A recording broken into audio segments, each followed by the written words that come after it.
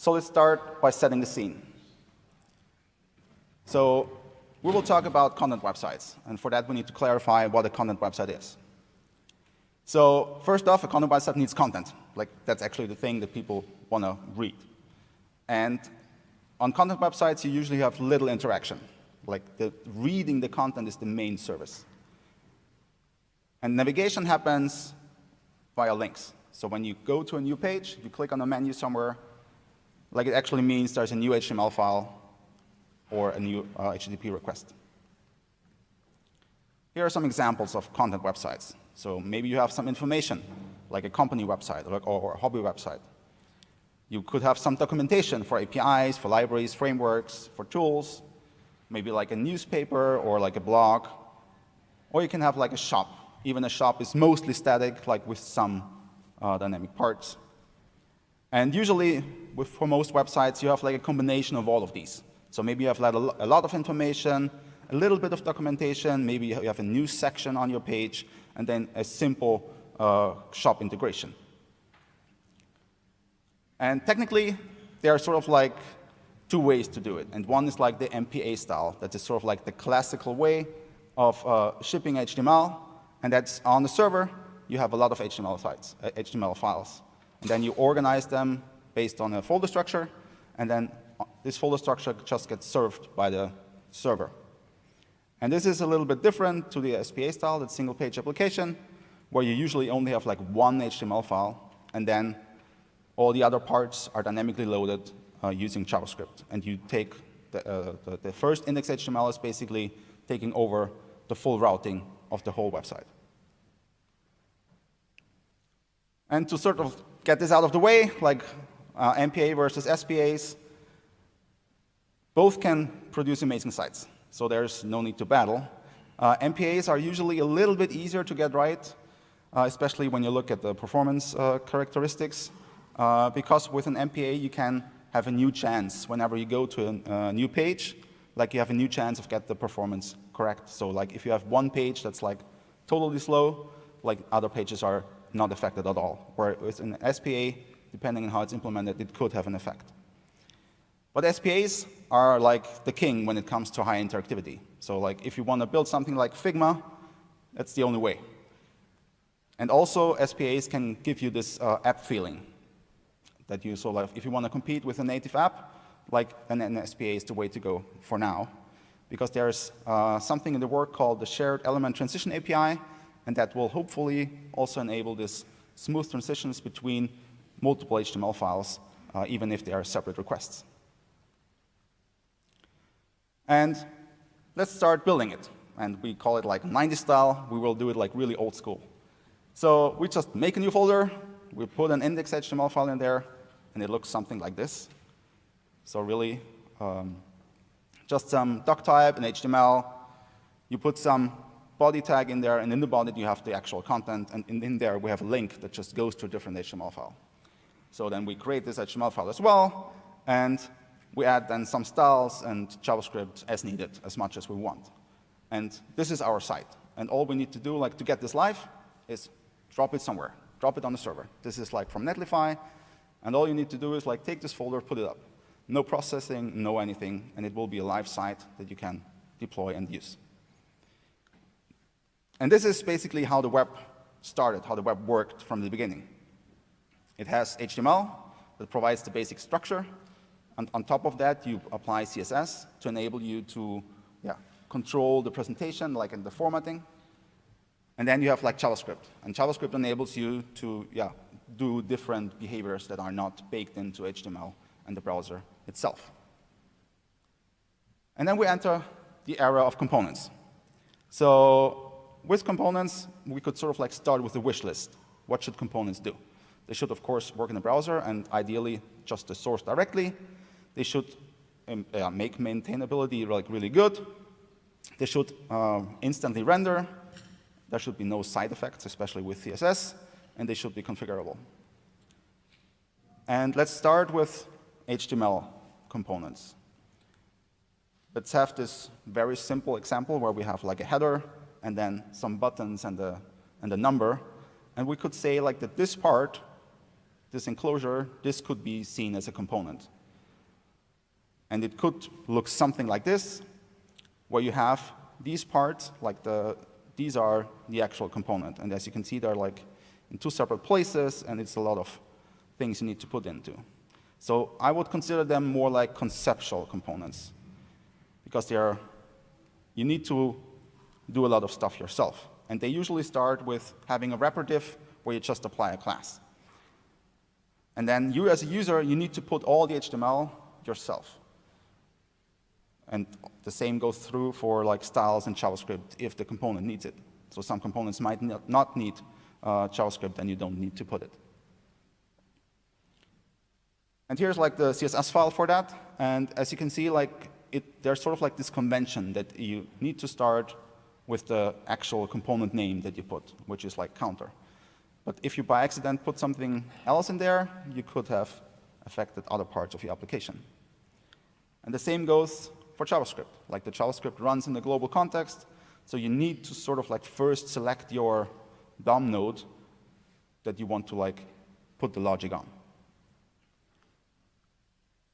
So how we're doing on our wish list.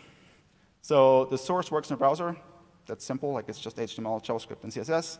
Maintainability is, I think, not that great, because if the HTML structure changes, you need to change it in a lot of places. We get instant rendering, because like CSS loading is like render blocking. We do have side effects. If you put the wrong stuff in your CSS file, then boo-hoo. And configurable, I would say everyone can basically do whatever in their HTML. So you can place everything, but I would not say that that's configurable. But let's compare this with a React component. So here we're just having import of the counter, and we put it in our app. So it's like a single class, function, tag, whatever you want to use to create this counter. And that could be an example how it could look like. And I'm here actually reusing the exact same counter CSS, so it could have the same side effects as well. So if you want to like have scoping, you probably want to introduce something like CSS and JS to make this more scoped. So how we're doing on the wish list, like the source works not really, because you need to compile the JSX out. You can do this in the browser, but then you need to ship an extra runtime. Maintainability is like way better. You have just this single tag that you need to place in there. We don't get instant rendering, because you first need to like ship the JavaScript before you can actually see the component rendered. And no side effects. You can enable it, but you need to like actually take action to make it possible. But it's really configurable.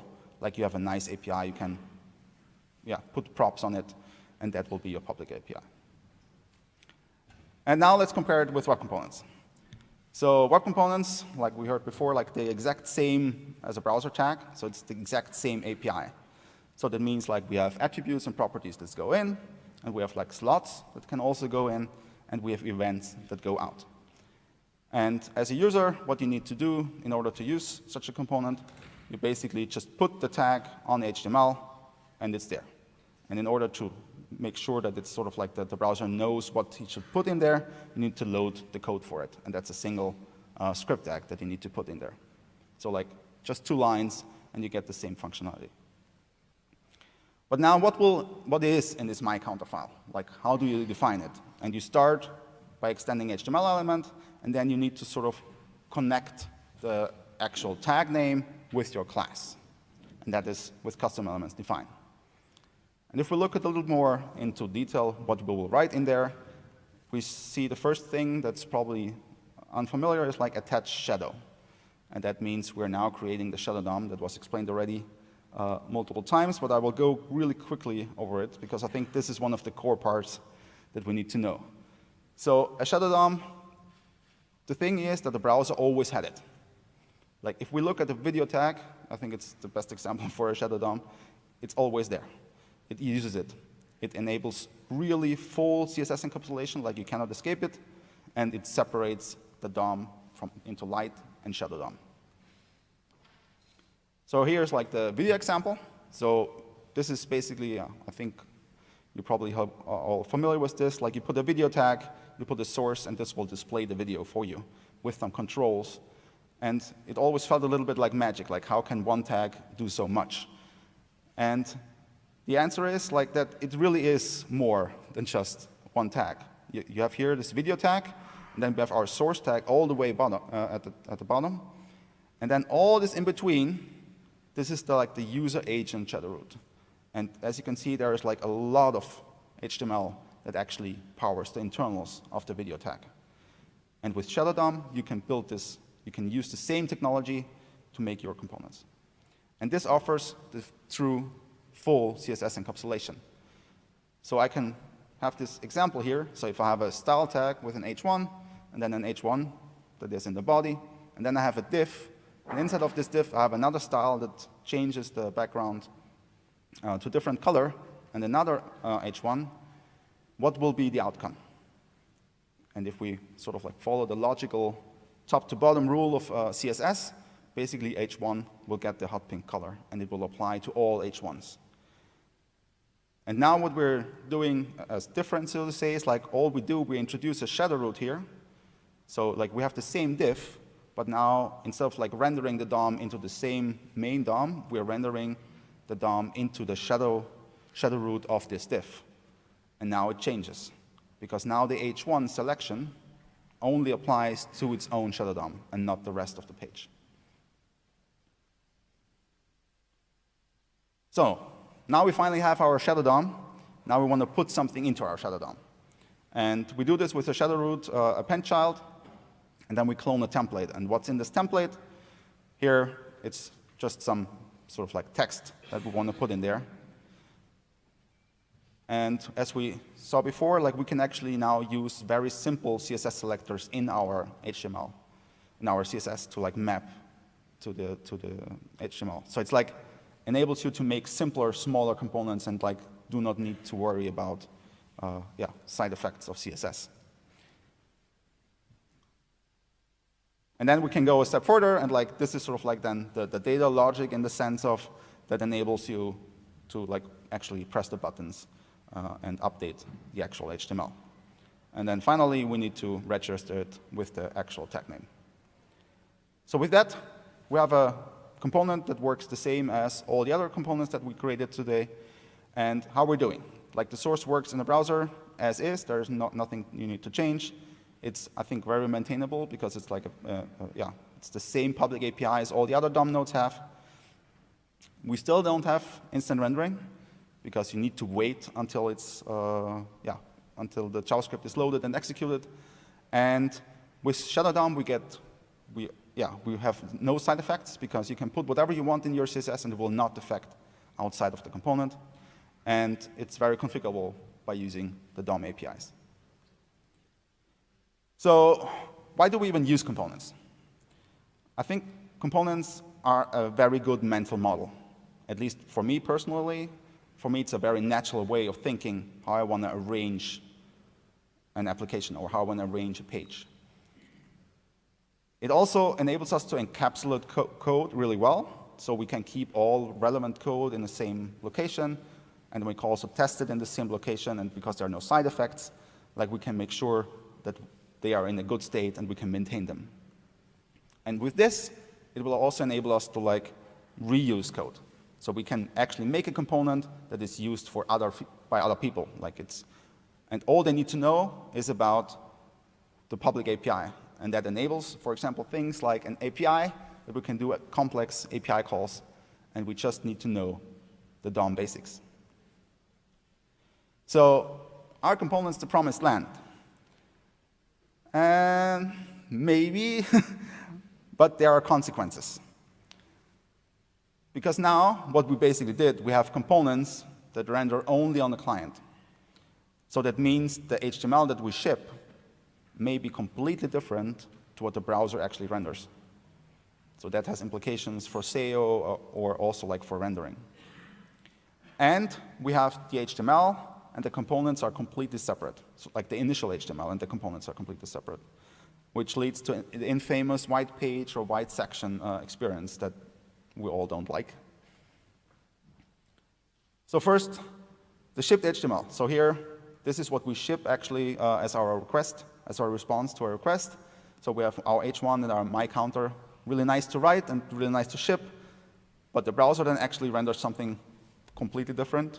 It creates a shadow root, and it has more content inside of it. And this can lead to this white page section experience. So when we start the page, like it renders the HTML directly, we see the H1, but our component is nowhere to be seen, because the content of the component only appears after JavaScript gets downloaded and executed. So what did we do with components? Basically, we enabled us to make our life easier, but the user experience actually got worse. So what we need to do is we need to fix it. And the solution in this case is SSR, server-side rendering. There's this huge debate about is it on-demand server-side rendering that only can run in the cloud or on the server, or can it also run on the build? But in our case, we don't care. All we care is we want to focus on what the SSR output is. So what is the actual HTML that we will ship to our users? And our goal is to make sure that the shipped HTML is as closely as possible to the browser HTML that get actually executed.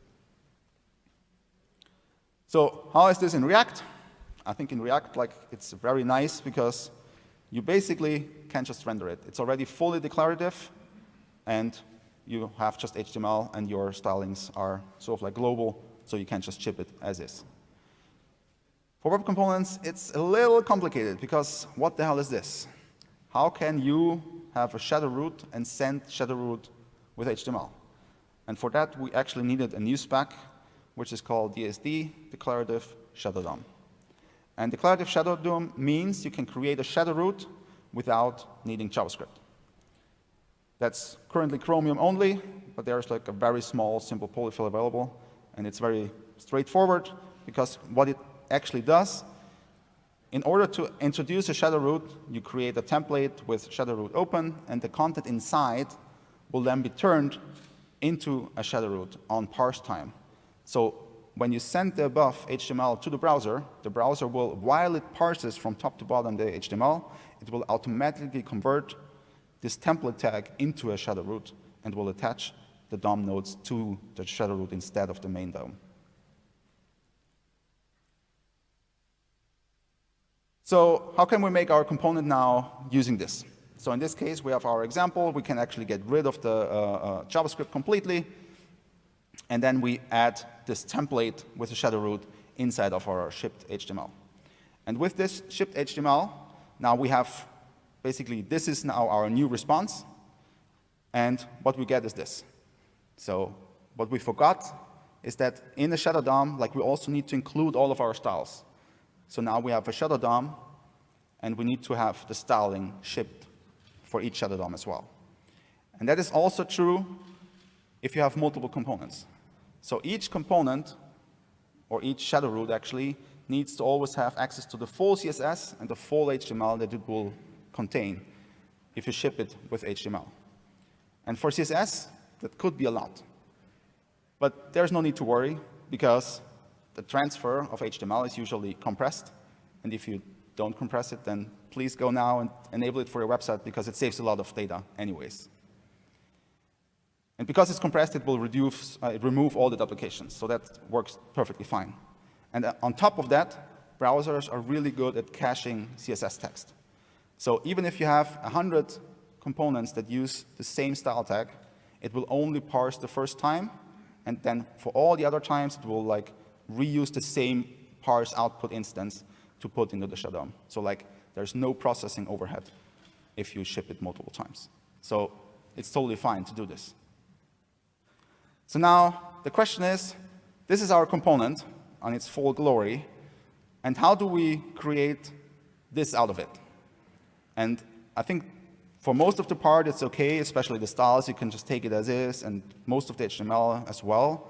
But how do you do this? How do you get the value, and how can you make sure that you later are able to update it? And for that, there are sort of two ways. You could start a full or fake browser, or you could lay down some ground rules. And I can already hear some people screaming oh, it's too slow, oh, it's too complex. And honestly, I fully agree. Having a full browser rendering, especially if you want to do on-demand rendering, will be just too taxing and will take too much time. So we need to lay down some ground rules. And these rules are, your HTML needs to be fully declarative. So that means we can use something like lit, where we are actually putting the actual state inside of the HTML, like you used with JSX. With this, we can enable server-side rendering of this HTML. There can be no imperative creation of DOM nodes. So document create element is no longer allowed if you want to do server-side rendering, if this DOM node needs to be part of this server-side rendered output. You should not use browser APIs inside of side effects, so only start using browser APIs when you are actually then hydrated on the client, and there are some life cycles that are not called on the server side. And with this, we will be able to rewrite the top part, and then we have a script or a process. In this case, I'm using lit SSR that converts the top part into the bottom part, so we can write a nice syntax, and then it will be converted into something that's performant to ship. So with this, we get this output. And now when we try to click on it, nothing happens. So it's like, oh, yeah, we removed the actual JavaScript, right? So no surprise. And that brings us into the era of hydration and islands. So on top of what we needed to do before, we need to do a little bit more. So I actually lied a little bit before. It's lit SSR outputs a little more. So instead of just shipping the HTML, it adds some metadata. So we have all these lit parts in there as HTML commands, and they allow lit to recognize which parts are dynamic and which parts are static. And with that, it can get control of where the value actually goes. And if I have that, I can then just load the actual class implementation as soon as I want to, and this will give me back the interactivity that I wanted to have. So now I can click again. And here is sort of a little side conversion in the sense of once you load the JavaScript, you get the full interaction in the browser again. And that's one of the things I love about web components is you can just use the browser default tools. Open it in the DevTools. You can find the component in the DOM. There is no need to map it to something else. You can access the attributes and properties directly in the console, by referencing the DOM nodes with $0. And you can debug without source mobs directly. So I think I really like that experience. But now we want to build a site. And we have an app header, a menu, then a footer, and then some main content with some movie information. So we have for this example, 7 components, and we want to ship server-side rendered HTML. And we want to ship the JavaScript of those 7 components to make them interactive. So now we are shipping everything double.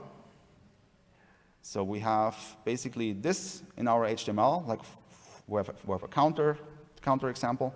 And then we have, in the JavaScript, we have the exact same information again. Why? It's a lot of double work. So in a lot of cases, we don't even need that. So in this example, maybe only user safe and maybe only the star rating. Only those 2 things are interactive. For all the other parts, we don't even need to have them interactive. So maybe just don't load or just don't touch the rest. But how? How can the app, or how can we decide what to load and what not? And that brings us to progressive hydration. And progressive hydration is a little bit, I think, more the domain of frameworks, because now you're basically need to manage the loading. So that means you as a user, you're no longer allowed, so to say, to load your components in a way you want, because you need to hand this over to the framework, because it needs to then decide when to load it based on some conditions. And as far as I know, there are only 2 systems right now, Astro and Rocket, that support this, because I'm doing a lot for Rocket. I will show the example for this. So what we're doing here, we define the component, and we say this user safe that we want to make interactive again. We assign the tag name to the actual location, and then we also supply the actual class name. And with that information, Rocket can decide what to do. So here we now have our body, And all of these components, they will be fully server rendered because there's no state whatsoever with them. And only the user save and also the user's star rating, those will be loaded dynamically. And we will use, in this case, there are like multiple ways how you can do loading, but we will use hydrate on visible. So this component will only load when it becomes visible. So now, ta-da! We have a website. It's mostly static. We are only shipping the JavaScript for 2 components, and the rest never ends up on the client. We have great developer experience and great user experience. So how we're doing on our comparison slide. So the source, and I will now put this together with React and web components together. Like if we use server-side rendering, we get the source no longer really works in the browser because the source with the actual HTML is like a render target. So what we write is not what we actually ship. But we have still great maintainability. We get this instant render because now the initial HTML that you have directly renders without any JavaScript. We don't need to wait for the JavaScript to display the full page. Yeah, the side effect and didn't change, and both are still super configurable. So that brings us a little bit into a look beyond. So islands and server-side rendering, what does it mean, or what could it mean? Like you can go crazy with components. Like everything visual should be a component in my opinion, if you can use server-side rendering. Because if you have only styles, there will be 0 runtime cost. It will only be a cost on the server. And I think that's the benefit of like having this component-sized thinking is well worth like doing this. So like take your cards, take your icons, take your headlines, whatever you choose, like make it a component and only use styles, then you have 0 runtime cost. It enables you to have a simple, consistent developer experience for every component, so you don't need to choose between what is interactive and what is static. There could even be only server components, maybe components that grab stuff from the file system, like only execute them on the server and then ship them just as static HTML and never touch them again. And the benefit of like using web components in this case is also like, even if you have no server-side rendering capabilities with your system or your service, you can still just then fall back to client rendering. So I think it's a good transition you can do. And also you get the SEO and performance benefits doing this. And while we talk a little bit about performance, I want to showcase a little how the React docs work. So this is the page. It looks mostly static, and it is. And it starts off with just 2 kilobytes of main thread JavaScript. So 2 kilobytes that is purely like the hydration loader system. And then it hydrates component as needed. So as soon as you click on the search, for example, then it loads the search dropdown and it loads more JavaScript as needed. And also because these are web components, these are maybe like 4 or 5 kilobytes that you then need to load. It's like really small. And on mobile, for example, like we have a drawer, and that will also then load as needed. And the whole page works without any JavaScript using declarative shadow DOM. So this page, I think, uses like 15 or so components, but we ship basically nothing by default. And you can check it out at rocketmonoweb.dev if you're curious. And of course, because we're shipping almost 0 JavaScript, like we get very good scores, performance, everything is perfect. Like it's interactive in 1.1 seconds on like on a mobile phone, on an old mobile phone. And with that, I want to sort of like end it with a quote, like do more with less. I think it's a crucial principle to learn, especially if you're going to be in business in this rapidly changing world. So do less and let the sort of like on the client do more on the server. Thank you.